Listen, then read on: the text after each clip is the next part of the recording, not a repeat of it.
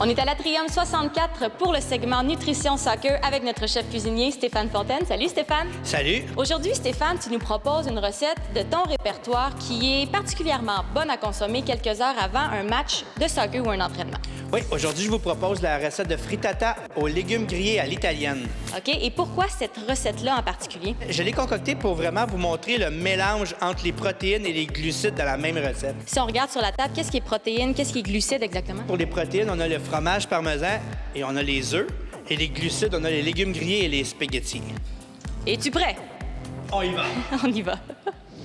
On y va avec la frittata aux légumes grillés pour 16 g de protéines et 12 g de glucides.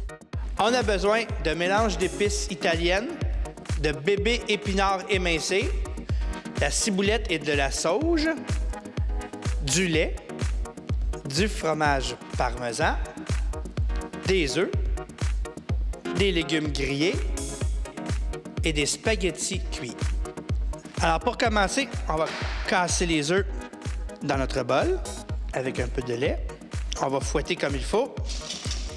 C'est tout ce que tu peux nous donner en termes de vitesse de fouet, Stéphane? On peut aller plus vite, c'est juste pour les besoins à la maison ici. Par la suite, on va ajouter nos légumes grillés, les spaghettis. On pourrait prendre d'autres sortes de pâtes. Oui, des pâtes longues, de préférence, qu'on va couper en petits morceaux. Et on va ajouter les herbes fraîches. Alors, on mélange tout comme il faut. Et ensuite, on n'aura qu'à le mettre dans le poêlon et de procéder à la cuisson. Mettez un peu d'huile. De l'huile d'olive. Oui, ça donne un meilleur goût.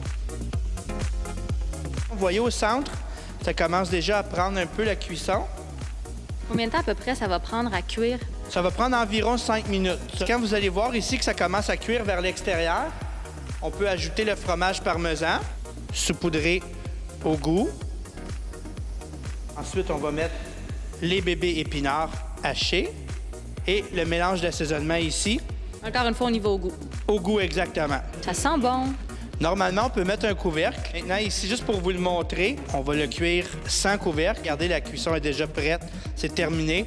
On pourrait même arrêter la cuisson. Je me suis préparé une petite salade de bébé épinards et on fait juste ici déposer nos 2 morceaux juste à côté et on déguste.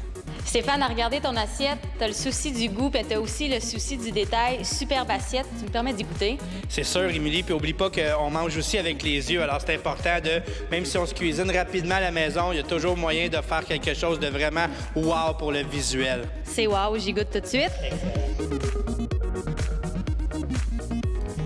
Et ce qui est le fun, Stéphane, c'est que c'est une recette dans laquelle on n'a pas mis de sel du tout.